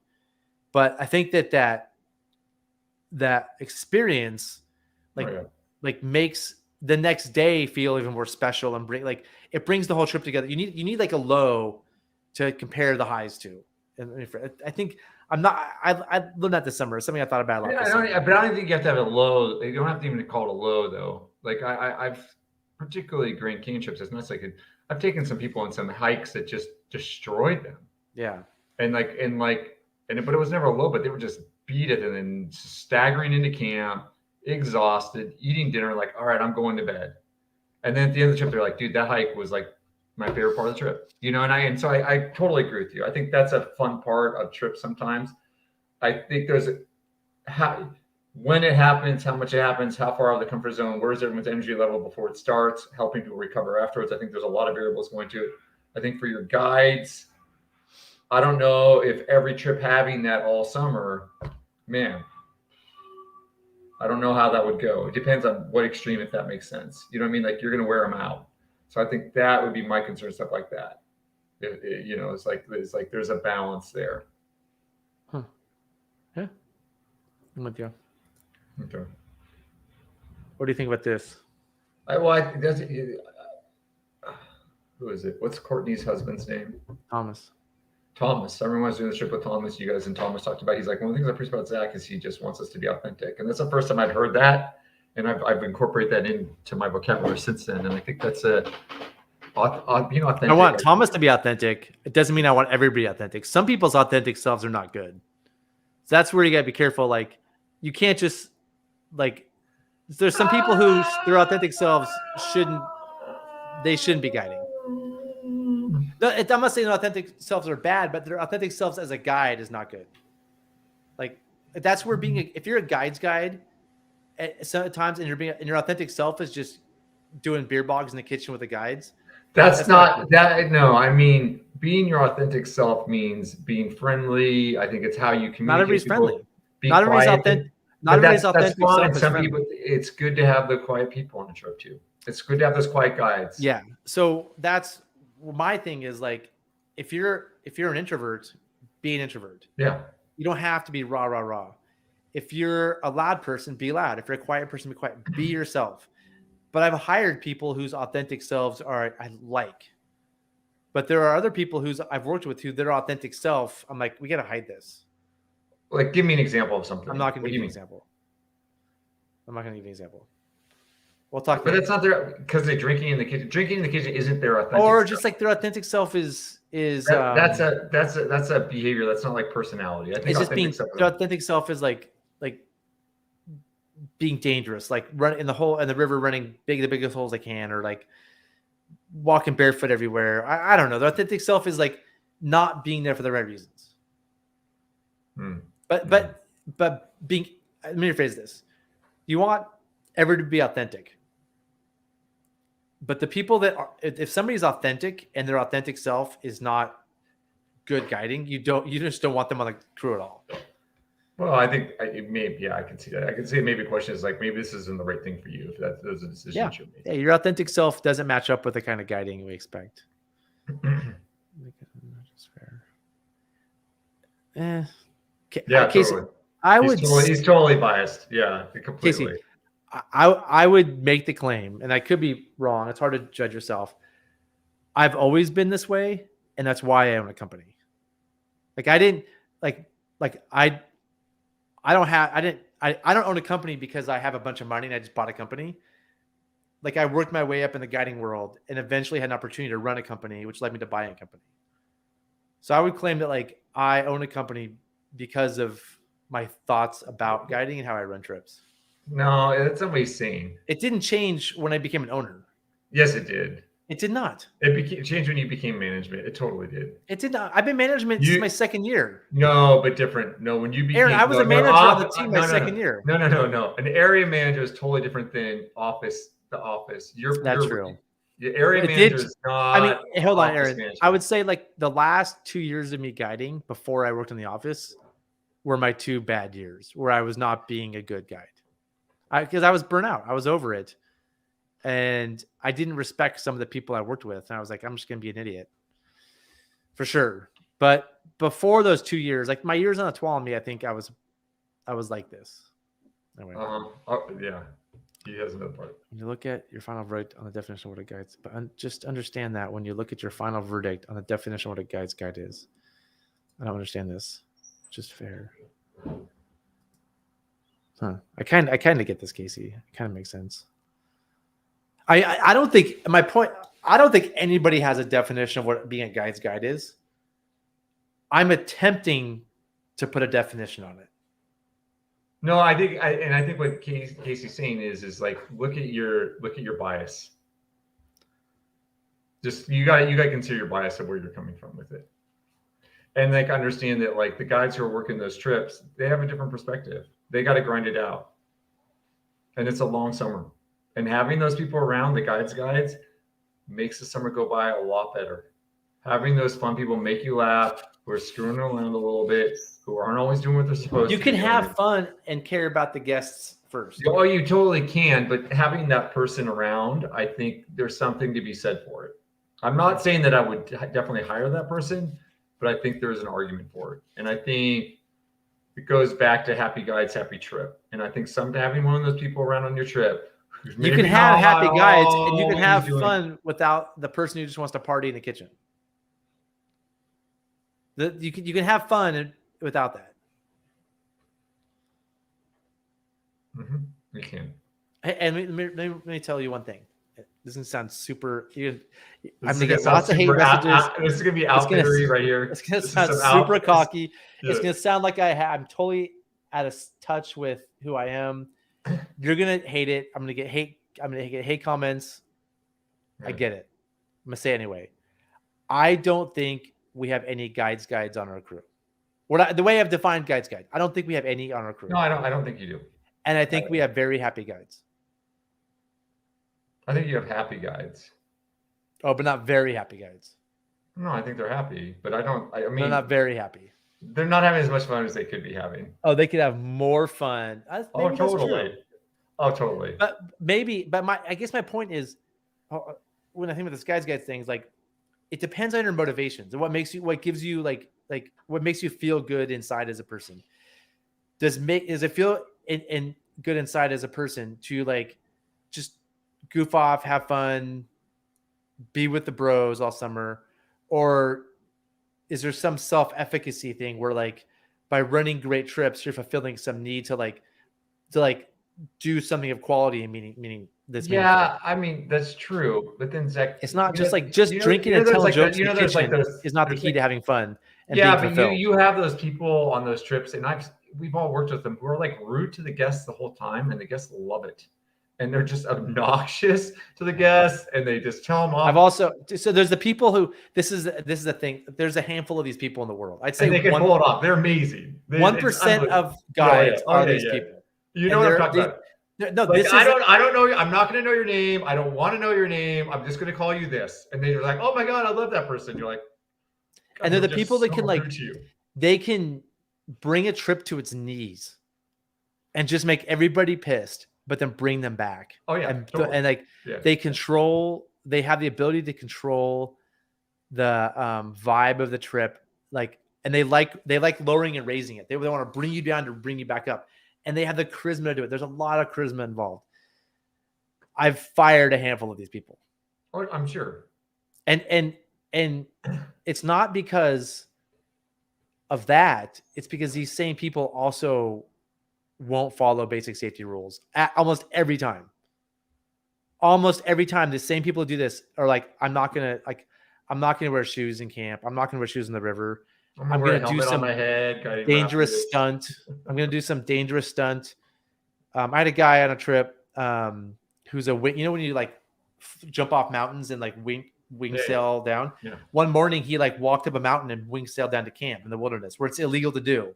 Not only is it illegal to do it, but also he's putting his life in jeopardy on one of our trips. Right? Like sounds like a really neat guy though. Sounds like a really he has a lot of charisma, and like people are like, whoa, that's so cool. Look at you. Like and from my perspective, I'm like, you just broke several rules, and if you had a problem, that's on me. Like, so the same people who you're talking about almost always violate safety issues. They want to push it. They also want to push it. How far can I go? How far can I go? It's like a comedian too. How far can I push it? I really want to. And bring it back. The edge. Yeah. And they bring it back, and it's really fun to watch. But that's also, Zach, you were talking about that before, having those experiences where you get taken to the edge and you have to overcome. And those people are really good at taking people to those places a lot of times. But the people you're thinking of don't take people physically to those places. They take them emotionally to those places. Physically, the ones I know, they're more about emotioning people, and then they're going to go climb a mountain and jump off in a parachute or do whatever, do something that's. I'm like, come on, you're at work. What are you doing? They don't realize they're at work. No, it's not work. They're not working. Hey, we got so many comments here. Okay, I don't know what this is referring to. I think go back to that one. So he's saying on Cherry Creek, being a guide's guide, fantastic. Middle Fork of Salmon, probably not. And I agree with. He's like different style trip, like Cherry Creek. Yeah, on a day trip, it doesn't matter. I don't know if I go that far, but I'd say day trips can be different. Particularly Cherry Creek is a unique one because you're not like sometimes I'd have a conversation in the boat, be like, yeah, sure. Certain days when you have a light load or whatever, you'll have some conversations as you're cruising down. But in general, you're just on point, getting done what you got to get done, and you're not doing that. So you don't really have a chance to be a guide's guide while you're in the water because you just got to get it done. So I don't think any of this applies to day trips.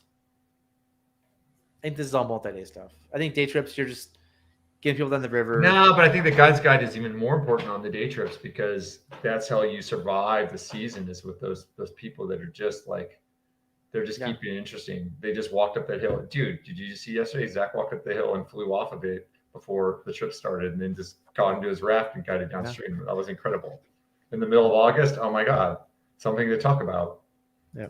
Oh, they got fired. That's even something to talk about. It keeps it interesting, So. Is the guide's guide really making his job easier? Yeah, I think so. A guide's guide in general, that's what they do. They make it. In my mind, that's what I would say. Yeah. Okay. I don't know if I agree. That's an interesting thing. They make the job easier. Oh, man. Yeah, that's interesting. I gotta think about this more. I want Aaron on Cherry Creek and Zach on Middle Fork Salmon. Well, yeah. I mean, Aaron's done Cherry Creek more than I have. I've done the Middle Fork more than Aaron. Zach's done Middle Fork more than me. We've both done both a bunch. So it's, I mean, I think we'll be fine on either. This is what I was going to bring up. Easier. And some of those dudes, no, they get. Oh No. my god! I remember this one guy with my second season. He'd have people laughing the whole way down, and he had people laughing. That's his job as a guide. A guy, in my opinion, a guide's guide is there for their experience. So if they have people laughing the whole way down, they get a good tip. They're like making fun of him, and he's not there for them. He's just like. No, I think where'd you learn to paddle? Blah blah blah blah blah. Just talking trash and just. That's just good banter with your guests and getting to know them and goofing off. That's a good guide who cares about guest experience and runs a great trip is going to get a good tip. The guide's guide is going to be in the kitchen and be partying without the guests at night in the boats. They're going to be like, hungover. They're not going to get that tip. I remember somebody who's in my mind a classic guide's guide. Who was complaining about tips, and I would look at the guest feedback and be like, yeah, because you're running crappy trips. That's why you're not getting good tips. I think you get better. I don't think guides get good tips. Have you read about the tip thing? How it doesn't change that much depending on how good of a job you do. Like at least for waiters. For guides, it absolutely does. I've studied it 100%. 100%. And with waiters, I mean, that's a 2-hour experience, 1-hour experience. On a 6-day experience, it matters. I see it, Aaron. I've seen correlations. Worst river trips with uptight TL, yeah.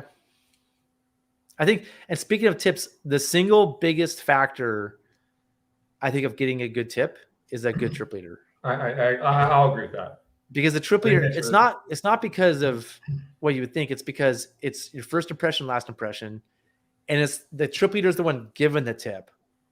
Yep. And so, totally. So like if you like the trip leader and you give them more money, and you respect them. And the guide supporting the trip leader allows the trip leader to be relaxed and have fun and do a good job. And so that's how guides increase a tip is by supporting the trip leader. That's why I don't like having young guides as trip leaders because I think they don't get good tips because you want someone who's more mature. I thought everybody got the same tip, Aaron. That didn't matter according to your studies. No, I'm not saying for that, but I agree with this about the trip leader. I do agree with you. Guides being genuinely happy to, maybe it's more likely guides being genuinely happy to be there or not. Yeah. I think a guide's guide is I'm at work, and then you want people who are genuinely happy to be at that place. If you're just there to make money, if you're just like, hey, I'm gonna crush out 5 trips and make some money, that's not good guiding, right? Yeah. Yep. Hey, Aaron, my best friend's a hippie. Dougie Fresh. You know that Dougie Fresh is my best friend. He's not a hippie. Yeah, he's not I'm not his best friend. Well, he's my best friend. He doesn't have a job, does he? No. Yeah, he is kind of a hippie. I forgot. He's a hippie. He doesn't have long hair anymore, but he's a hippie. He recycles. I don't know. He does all the things. He's a hippie. Recycles. He does all the things. He doesn't have a job and he recycles. And he walks around barefoot. And he drove a Subaru for a long time. He has a Subaru now. He doesn't walk around barefoot. Does he have dirty feet? Probably. Yeah, maybe. I like hippies. I like to make fun of hippies, though. That's for sure. And I'm not saying hippies are guides. I'm not sure if that. I mean, dependability. Yeah. Is that? Yep. That's exactly. I never would have guessed a guide's guide would be derogatory. Well, I may or may not be. I'm just. I think it depends on the context. It depends who you're talking to. That's where at the start of the context. But whenever I've heard people say that so-and-so is a guide's guide, I'm like, that person kind of sucks in my opinion. Yeah, so I think there's also it's when you're a career guide. There are certain people who are career guides and they get it and they understand the system and they understand what's going on. You're like, yeah, it's a guide's guide. And I can see that other definition there too. Is it like there's people who aren't a career guides and they don't know what. They think they know what's going on, but they don't know what's going on.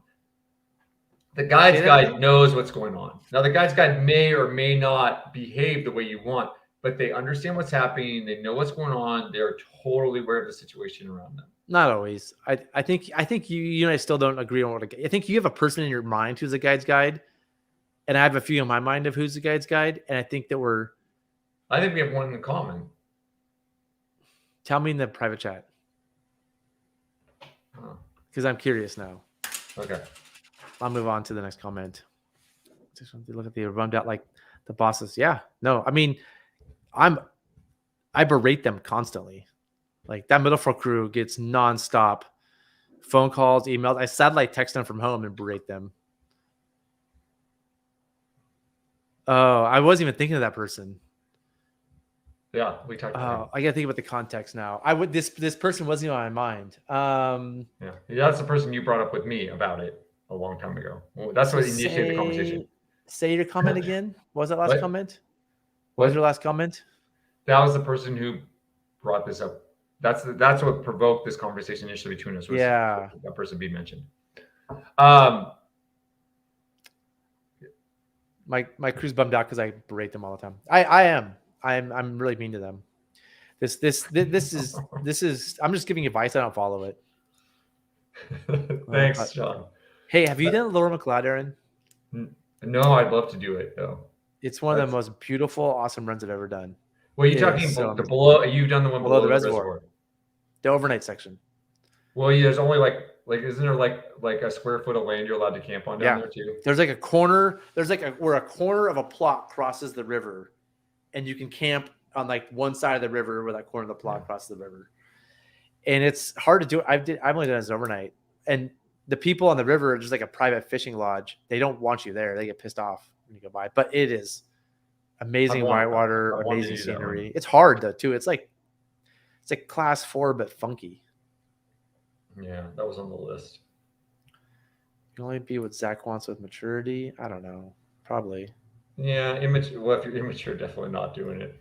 Yeah. Do you know Dougie Fresh, Puma? He is he must because he's a hippie. Oh, he's been on the show. Dougie Fresh has been on the show. Yep. Yeah, that's how you know him. Yeah, because he. Did he share that on the show? I forgot about that. Yeah. I think that was on like a Tuesday show where he brought up. Yeah. No, he works for Knowles. Yeah. I don't know what else. He's on a board of director of the Rebuild It Center here in town. He goes to community events. He does all the stuff. He calls you to say hi. Like he's just nice. All the things. Yeah, it's really famous fishing. That's why they don't want boaters there because the fishing. They don't want boaters there at all. I always thought the guy's guy was the good guy, the one who faced every problem with death spirits. Well said, Todd. Well said. I think a guy's guy does do all of that. I think Zach's thing is a lot of people. Hold on. Guides are guide centered, not guest and trip centered. The people that I've heard referred to as guide's guide cannot fix any problem they can lift the spirits of the crew. But I wouldn't say highly skilled. They're not like always the go-to person. There's a few that are. There's a handful I know there are. But there's a few where I'm like, no, they're just there to like. Here's a classic. Here's what I think is the classic telltale sign of a guide's guide. When they're making lunch, they talk company politics.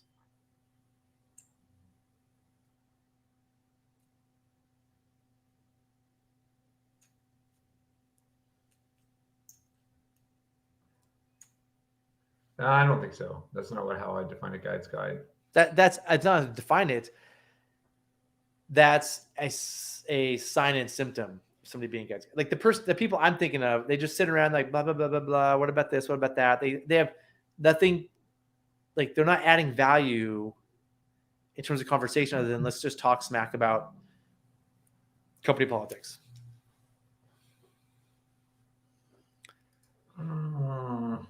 I think that's too limited. Maybe. I think most guides around lunch table will talk company politics at times. Maybe you hang out with too many guides. No, I think even your guides. They might, but I don't think it's but like the general. They say all this nice stuff. I mean, I'm not there. Zach lets us be authentic and this stuff. I'm like, are you just saying that to me because I'm Zach's friend? Yeah, they say all these nice things, but they talk. I'm not there. I mean, I'm only on like a quarter of our trips if you do the math, if even that, right? So like, I'm not there for 75% of our trips, and when we make lunch, a lot of times I'm like talking to guests. I don't even make lunch that much anymore because I don't know. I'm lazy. I agree with Todd. I agree with your definition. The question is how the guide you mentioned nothing about how the guides interact with the guest, and I think that is a key part in terms of where Zach's coming from. Yeah, I think what the pride is, the guest experience, where that priority is of the guest experience. The whole point of this conversation is because I've heard this term before. I'm confused about what it means. I've thought about it a lot. I've meditated on it a lot, and I'm not a hippie because I meditate on this. And I wanted to have the conversation with Aaron and others. Stop looking at the comments, Aaron. You're a guides guide on the show. I want to have the conversation about this to enlighten myself and learn more about it. That's how I get better at things. And I think my general thesis is a guide's guide is about their experience first. Mm-hmm. And a guide, just a regular guide or a good guide, I call it a good guide, they prioritize guest experience. No, I agree. There's two types. So we're talking about the guides. The guides. Yep. Yeah. Good question. Guides is not the pinnacle of guidedom. It seems Zach is more of a jaded idea of a guide's guide. It's not jaded. It's just based on who people have said that person's a guide's guide. I'm like, oh, a guide's guide. Like, what does that even mean? It's like a guide's guide. Like, is it a guide who guides other guides, or is it like something else? It's hard to explain.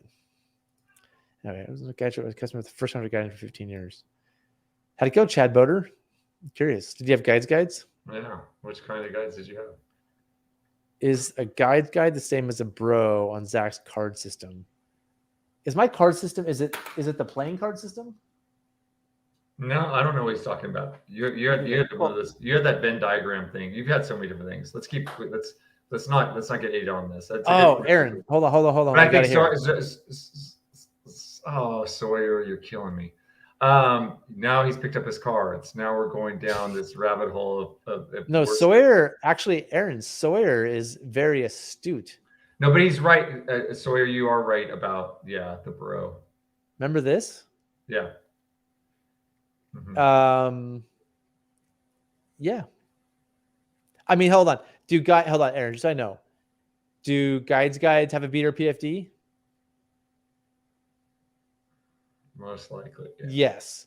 Are they there for the scene and there for the money? Yeah. Yes. Are they experienced? Yes. Do they have their woofer? Hold on. Yes. Do they have their woofer? No. They always have the bare minimum qualification. Do they show up to preseason training? No. Do you have their first aid card? No. Because they don't know how to use a computer. None of them know how to use a computer. And their goal is to have fun. I think Sawyer really brought this home. I mean, I think in your mind that's the same thing. So, yeah. You just really brought this home for me, Sawyer. Thank you. That's what I was thinking the whole time. Actually, I thought this was kind of. But anyways, a man's man is considered just because a man's man is the iconic male doesn't mean a guide's guide is the iconic guide. I think for a lot of people that's what it means, Zach. I think. Okay, maybe I'm wrong. I think that's a thing. Obviously, guides were good guides, but I feel like they were still stuck being polyshore. Oh, bro. Yeah. What's your card? My card tricks I've gotten worse at, so I'm not going to do them. I haven't practiced them enough. Well, Aaron, I think we beat this topic to death on Aaron and Zach's Mediocre Rafting Show. Can I make one announcement and then we can close it down? Yeah, you bet. I want to remind everybody about our contest to win the $1,000 IR gift certificate. You can enter the second bracket by doing a 3-to-1 mechanical advantage system in your house. The rules are at whitewaterguidebook.com. Aaron, I want to tell you one thing you're gonna like. Remember how last time I told you that the winner of the second bracket gets this rope? Mm-hmm. What do you think of this rope? Looks beautiful. Okay. Well, I could tell you didn't like it. So I gave people two other options. They can have this ultra line, which is a choice. It's not as strong, but it's a pretty sweet rope. And I think it's 200 feet. Or they can have this power cord. And this power cord. Electrical cord? I think it's called power cord. Sterling makes it. And it's almost as strong and stiff as the other lines. It's just thinner diameter. So you could pack it really small like that and use it as a rescue rope if you had the skills to work with it. So instead of only having this as an option, the winner of the second bracket can win the power cord or the ultra line, which is probably what most people really need. The ultra line looks the best. That other one, Zach, looks so huge that like you need a separate like full size drive. You do. Yeah, you do. If you're legitimately a safety squirrel, a rescue line. Do you bring one of those on your trips? Every trip. You're not this for a gearboat, Aaron. Come on, maybe like a little lightweight 13-footer, but when you wrap an 18-foot gearboat, you're gonna want the power. Okay. Yeah, for your 15-2. It's not 50. It's just 3-1. Like, come on. I thought it was the iconic guide. Think Barry Cruz. I wouldn't call Barry Cruz I don't know. That's why we're having a discussion. Maybe he is a guide's guide by a different definition. I wouldn't call him a guide. If I would not say, hey, Barry Cruz is badass. He's a guide's guide based off the other people who in my world have mentioned so and so as a guide's guide. I wouldn't compare Barry Cruz to other people like that. Good question. What's professional dress look like, Aaron? Closed toe shoes. You probably don't need to wear a dry suit because there's no river. I mean, high flow PFD is going to get more points than low flow PFD. I'm going to say this. Yeah, Zach may have a different definition than me. I just don't be doing something dumb, like tying to something you're going to pull it over on top of your head. No, he's asking what professional dress look like. How should they dress? I'm saying scene safety. Worry more about your scene safety. Is a separate. If it's raining out, have a rain jacket on. Okay, Aaron, scene safety is a separate thing. Out, maybe you have gloves on and a hat on. Okay, Aaron, I'm going to answer for him because he has no idea what he was talking about. I'm going to say helmet, PFD, a newer, higher flow PFD is. I'm not giving any extra points for that because if they're on land, I'm taking off points if they don't have it. Have people already turned theirs in? No, I'm saying it's even like you're even better if you're wearing your stuff. If you have carabiners on the outside of your PFD, I'm taking points off though. I agree. Just because it's starting to really annoy me.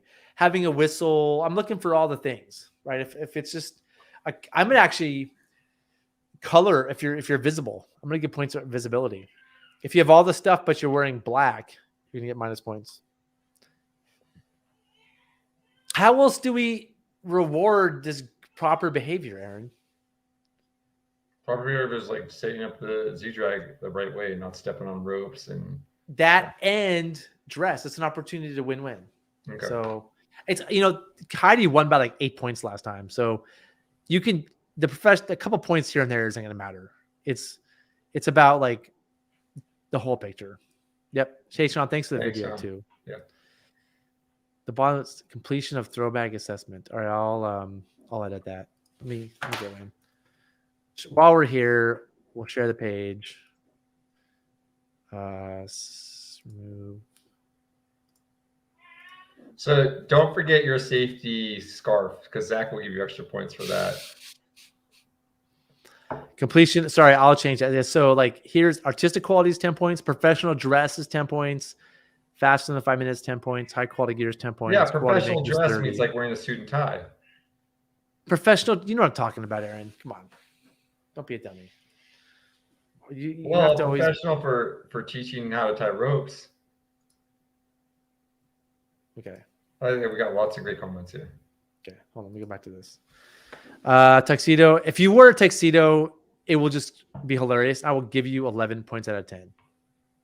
Suit and tie, you get 10 and 10 for a suit and tie. You get 11 for a tuxedo, just because it's funny to me. A Mustang suit. Like if you're gonna dress up in a Mustang costume, I will give you extra points. If there's costumes, I think it's hilarious. It is that time of year. Farmer John and Chinchilla, yeah, that's bonus points to me. If you were a Farmer John and Chinchilla, that'll make up for having like a carabiner on the outside of your PFD. Or if you have an NRS knife, I'm taking points off. So it'll make up for. It would take off for an NRS knife. So if you really want to wear that NRS knife, yeah. Yeah, thanks, Casey. At least pretend like you have a knife in your pocket inside your PFD. Just take the NRS knife off. What about the butter knife in the If it makes me laugh, I'm going to give you points. So if you have the butter knife in your knife holder, I'll give you points. Suit and ties points, tuxedos points, a Mustang suits points, a Mustang Alaskan survival suit. I don't know what that is, but I don't know if it makes me laugh and it's like creative and fun. And I understand you're like, you get like, you're messing with us. I'm going to give you points. Okay. What would be really funny is if we don't think you're messing with us, and so we take off points because we think you're just you're gambling for sure. But I can tell you, if you wear a tuxedo, you're getting extra credit. That's for sure. I can tell you 100% tuxedo is extra credit. How can you tell if they're wearing their life jacket and all their other stuff? No, just a tuxedo. You don't even have to wear a life jacket. You can wear a tuxedo, no life jacket, and I will give you 11 out of 10 points. That's funny. That shows enthusiasm. That's me. Aaron might give you 0 points, so you gotta be careful. Let's remind everyone what's at stake here too. What's at stake is this really was it $1,000 gift certificate to well you get entered into the final round to win. There'll be 6 of you, up to 6 of you in the final round that will join the final contest and have a chance to win this $1,000 immersion research gift certificate. This one, I'm gonna mail this to you. It's amazing. Yeah, that's amazing. Yeah, that's pretty incredible. Okay, I have one more thing to tell you, and then we'll go. Okay. Okay, if you start doing like river costumes, I'm not into that. If you're doing Dareware, you're gonna lose points. I'm not gonna give you points for Dareware. A Mustang suit is funny. If it's Dareware, I'm gonna get annoyed. The last thing I want to share is the next 3 weeks I'll be in Bhutan, which 2:00 on Fridays is 3:00 in the morning. Oh, perfect. I'm gonna try to get up and do shows still. We'll see how that goes. I don't know. We'll see. Maybe I won't. But anyway, just letting everybody know. Why don't we go a little later? Why don't we go at 5 in the morning your time, 3 hours later? Oh, that's a good idea. Oh yeah. So maybe Aaron and I are working on a different time for the shows so that it like works for both of us. That'd be fun. Like we can change the schedule for the next. And then everyone else will be. We actually have to think about the timing of it. I mean, even if everybody else can't watch it live, we still have a show that they could watch the recording of. And if it's 2 in the morning, so it's 12 hours basically off. I'll look at the math. That's complex. I forget, but maybe Aaron. Everyone we could set it so it's dinner time, so everyone can do it while they watch dinner. We're gonna set it when it works for me and you, and then hopefully it works for everybody else. Because getting up at 3 in the morning, I don't know if I can maintain that. But if it's like 5 in the morning, I can just get up and then do stuff. Yeah. So anyway, the next 3 weeks we'll try to do shows. On Tuesday I'll be in Bangkok, and so if we have questions for the Q&A show, I can easily do a show from Bangkok. Cool. So that's it. Aaron, you want to close this bad boy down? Oh, we got one more comment. Oh, you love the comments. Aaron loves the comments. Hey, which reminds me of one more thing, and I'll pass it on to you. Sorry. If you ring the bell, people have emailed me saying, hey, I want to know when your shows are, blah, blah, blah. If you ring the bell down below, and if you don't know how to ring the bell, you can Google how to do it. It will email you when we go live. What Zach is referring to is we do some members only shows sometimes. That Even these live shows. These shows too. Well, that's true for these ones, but the members only ones, which are randomly timed, if you ring the bell, you'll get notice on that. Yep. And Zach, are you up to 9,000 on your way to 3 million? Hold on. A couple of things. We're at like 8,902.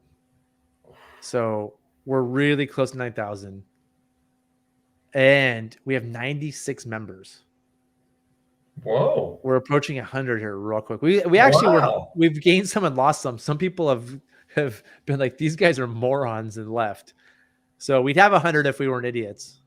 But we're getting close to 100, which is a big milestone. Oh man, that is incredible. Wow. Yeah, this is my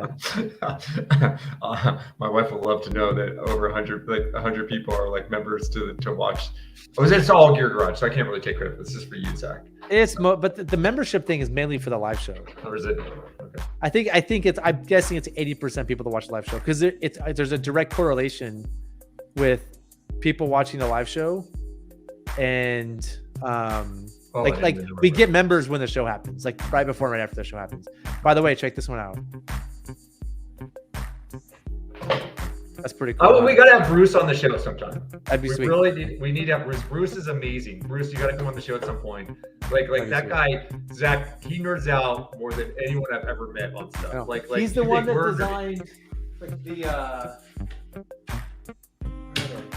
Orlock zone.